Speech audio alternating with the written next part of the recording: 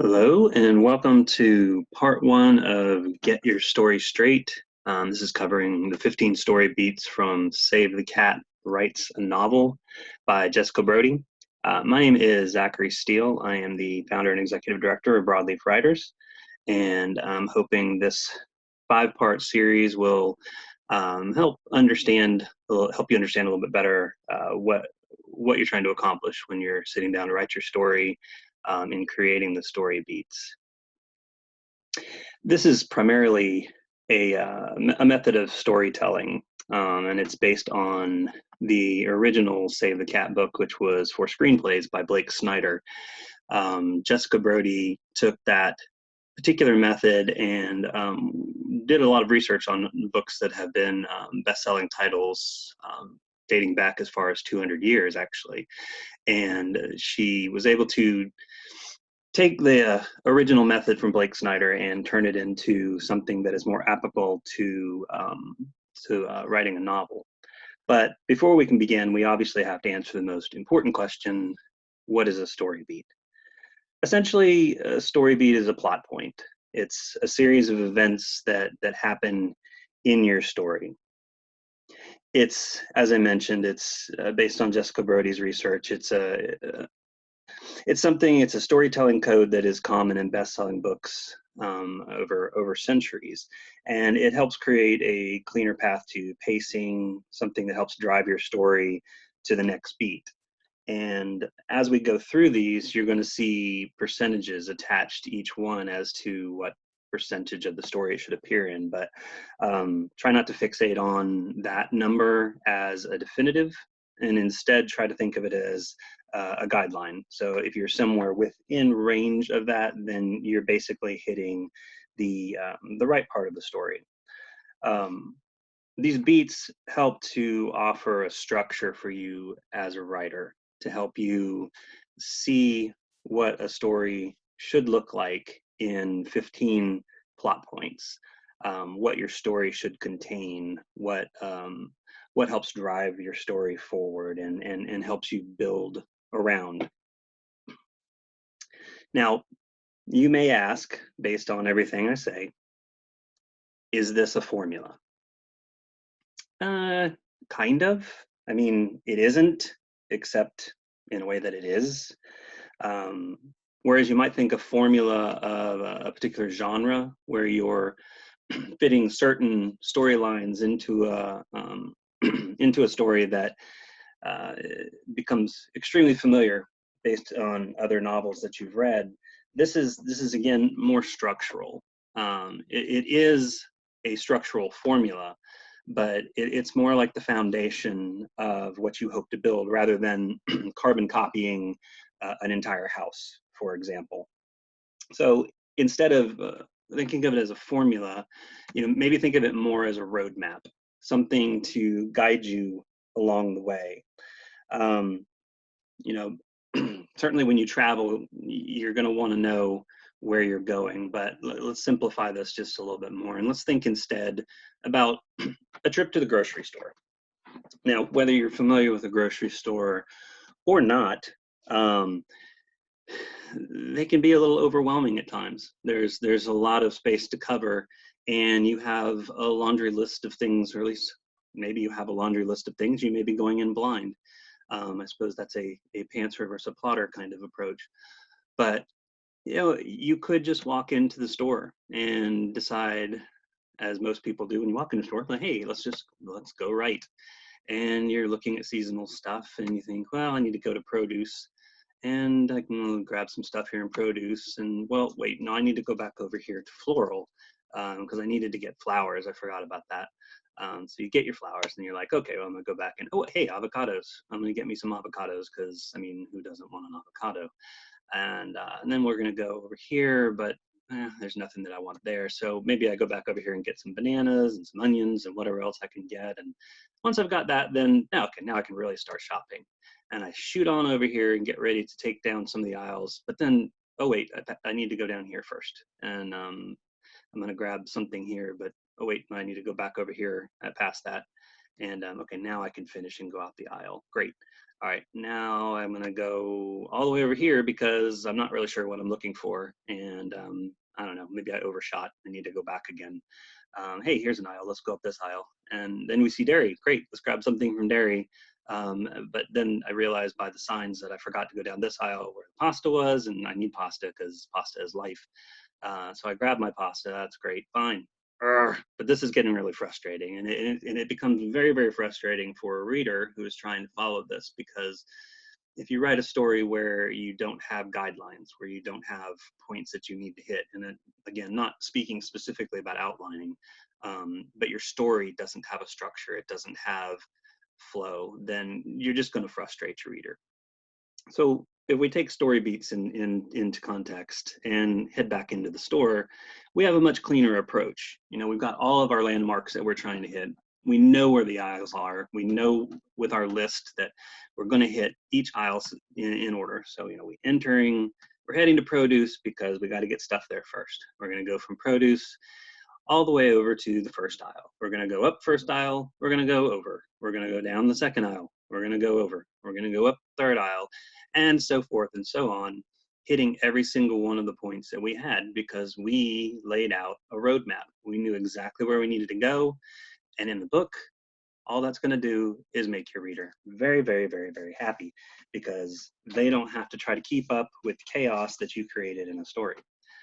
So let's get to it. Now, in order to offer an illustration, you see these beats because obviously there are many, many books we can choose from. I have chosen the one that I feel that is probably the most popular, the most read by most people. And if you haven't read it, then you've certainly seen the films. I have chosen Harry Potter and the Sorcerer's Stone by J.K. Rowling. Now, it's my hope that if you haven't read this, that at the very least, the points that we put in here will give you some idea of the story that is happening. And it will give you some indication as to what we're trying to illustrate, what I'm trying to illustrate here. So in this particular part, we're going to take on three particular sections, three story beats. And these are the opening through the setup, and they're all part of Act 1. And in the second video, we'll actually have Act 2. So if we start with opening image, we're dealing with the before snapshot of your hero in their world. And now when I say before, I don't mean prior to when the story started, prior to the book. I mean rather prior to where the story is going to go. So this is the before picture you're going to take of your hero versus the after picture you're going to take at the end of the book. So this is where we find the hero, where we find the hero's world, and where we see what they look like. Now, this is typically one scene, one chapter. It's very, very short. As you can see, it's 0 to 1% of your story. I think you can look at that either by page or word count, whichever you want to. It still gives you a basic guideline. Now, in this particular opening image, you are setting the tone and voice of the novel. And when I say setting the tone or voice, I mean, if it's supposed to be a suspenseful book, this needs to be a suspenseful scene. If your book is supposed to be funny, then obviously it needs to be laced with humor. If your world is meant to be dark through it, if the tone of the book is meant to be dark, then the opening sequence is going to be dark. Now, in this particular opening, you need to have an active image that shows the flaws of your hero and their world. It gives your reader an idea of what they can expect of your hero going forward, and also what your hero is battling, and that's both internal and external, because there's always going to be both. It will also give your reader the idea of what kind of world that they're walking into, whether that's a physical world that we're talking about or an emotional world. It's a little bit of both. Now, this is going to be a mirror beat to the final image, and the final image is the last 1% of your book. And much like looking in a mirror, you're going to see that character, but we want to see the characters change. So in the opening image, we're going to see where the character is in the before snapshot. In the final image, we're going to get a good clue as to what the changes have been. It's going to really show the reader everything that has been different. But that's on down the road. So let's look at Harry Potter's opening image. Now on pages 1 through 17 of The Sorcerer's Stone, we're introduced to a magical community that is celebrating the death of Lord Voldemort, who is an evil wizard who has been controlling everything. And he has been defeated by a small child, Harry Potter. And with Harry, we're given a visual cue of that defeat with the lightning scar that is on his head. And obviously, he's still a baby, and he's being left by Albus Dumbledore on the doorstep of his aunt and uncle's house, the Dursleys. And basically, this opening image gives us a snapshot of what the world looks like, what we're dealing with as a hero with Harry, and what he's been through, and also what he's going to have to deal with, what his destiny is. It gives us a very clear and concise visual of what the world is like at this particular point in time. So as a reader, you know exactly what you're in for. Now moving on, we move into the theme stated, and theme stated is somewhere in the 5% area of your story, and the theme is essential. It's crucial. It tells the reader exactly what the hero's need or life lesson is, what it's going to be. It defines what this entire book is about. It lets the reader know definitively what transformation the character is going to have to undertake. And as I said, this is it says 5%, but again, you want to be flexible with this. Don't be so hardcore that you're taking out your virtual ruler and finding the 5% point and making sure that it is actually put in there. It can be really anywhere in the first 10% of your book, but most importantly, it needs to be hinted at or stated directly by a secondary character. Somebody either saying it to the character or saying it in the vicinity of the character.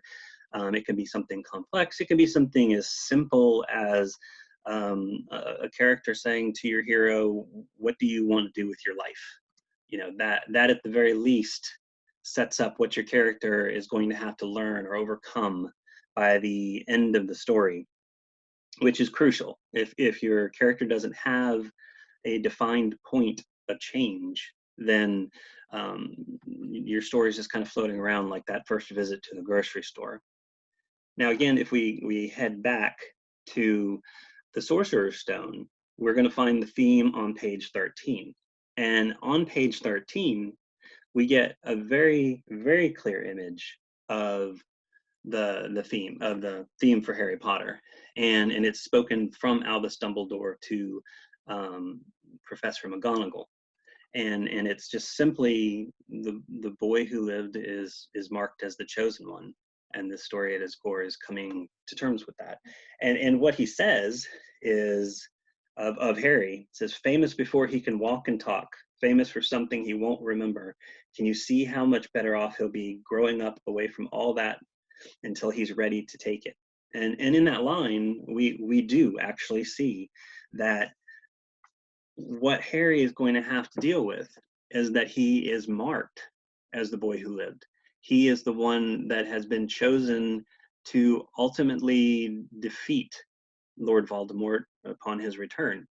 And that sets Harry up for a story about coming to terms with that and having to accept that he is in fact special, that he is in fact more important to the overall story than everyone else. And so it's critical that you're able to give the reader something to mark that character. Now, the last section we're going to cover in this particular part is one of the larger sections of the book, certainly one of the larger sections at the beginning, and it's just called the setup. Now, in the setup, this is where you're going to show the reader the life and the world of your hero, all of its flaws, every hope and dream, every obstacle. Again, that can be internal or external, because your characters are always going to have internal battles that ground them where they are. And this is several scenes and chapters. Obviously, it depends on how long your chapters are as to how many there are, but this is going to cover some ground, and it's going to give your reader time to spend in your world, to get to know your hero very well, to as they are now, and also to help them emotionally connect to that hero and emotionally connect to everything that surrounds him.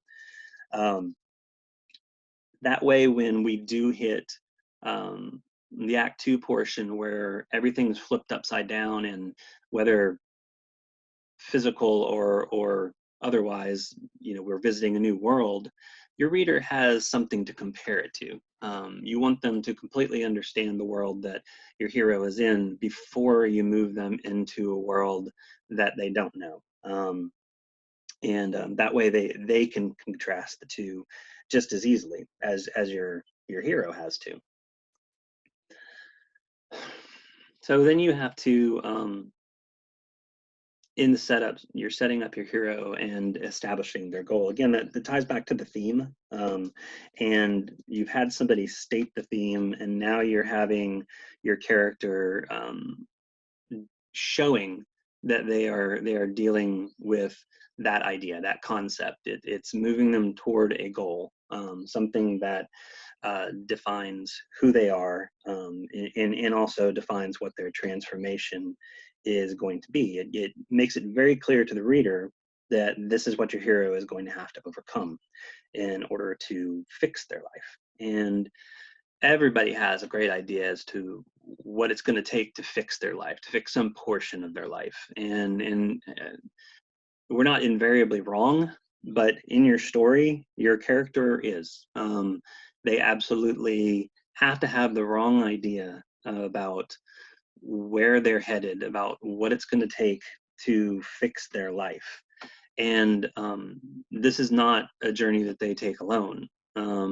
This is where in your story, you're introducing the A characters, the A story characters. Now, there are A story characters and there are B story characters, and we'll cover a B story character a little bit more later. But primarily, what you need to know is your A characters are characters that come from the world your hero knows. They are part of the beginning of the story.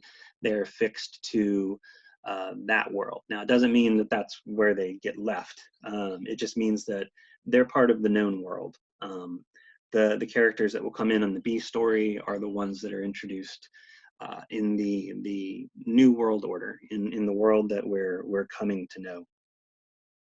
Now, another crucial point here is you have to establish in the setup the flaws of your hero and of the characters that surround them. We certainly, we're always trying to fix our own flaws.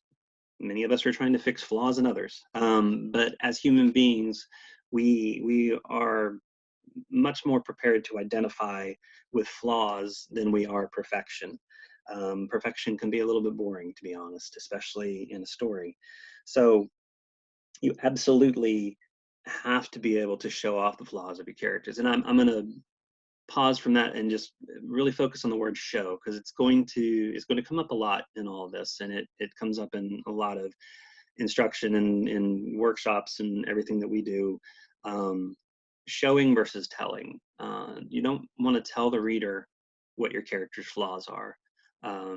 You don't need to have characters pointing them out to your hero.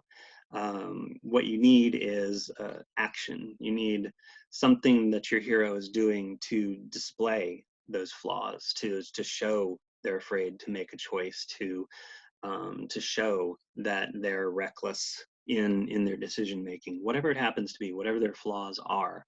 They're hopeless in love, so show that they're making very bad choices in partners or very bad choices in relationships, whatever it happens to be. You have to absolutely show what those flaws are. And these are physical, mental, emotional, just any flaw to humanize your character. Now, if we're looking at Harry Potter again, the setup takes place pages 18 through 45. Now, in those, we've fast forwarded in time. Harry is no longer a little baby. He's an 11-year-old boy, or about to be an 11-year-old boy, who lives in a cupboard underneath the stairs. It's cramped. There are spiders. This has been his life. His world. It's so beautifully done because his world is that cupboard.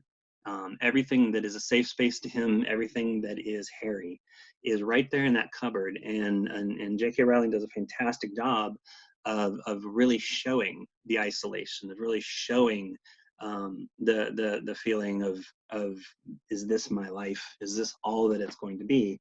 That Harry actually experiences. But she broadens it from there when she starts introducing the Dursleys. These are our A-story characters, and we meet Dudley, his nephew, who trounces on the steps to wake him up in the cupboard, bolts past him and knocks him out of the way, and is celebrating his birthday in a very bratty way, counting his presents and being upset that he doesn't have as many as he had the year before. It gives such a stark contrast to Harry that it further allows us to emotionally connect to what Harry is going through. I mean, we've certainly all met people like Dudley. We couldn't imagine having to be in this kind of life constantly. But not only do we meet Dudley, but we also meet Uncle Vernon, and we meet Aunt Petunia, and we get to see all of the things that are so polar opposite of what Harry shows himself to be, and really captures his feeling of, I'm going to say, despair, that this is his life, and that it isn't going to get any better than this. And that's really what we get out of this whole entire setup for Harry. We get the, not just the feeling, but the understanding that if something doesn't change for Harry, that his life is going to be complete misery forever. And that helps lead us into what is going to be the next phase in the next video, which is the catalyst that changes everything for Harry. But for now, we're going to end with that right there on this particular part. Again, the second video is going to cover the Act 1 Catalyst debate, which closes out Act 1 and leads us to the Act 2 process of seeing the upside down world. For now, I'm going to say that's it, and hope that that was enough to help you all understand the first parts of the story beats, and to lead you into the next one. And I hope if you have any questions that you just let me know.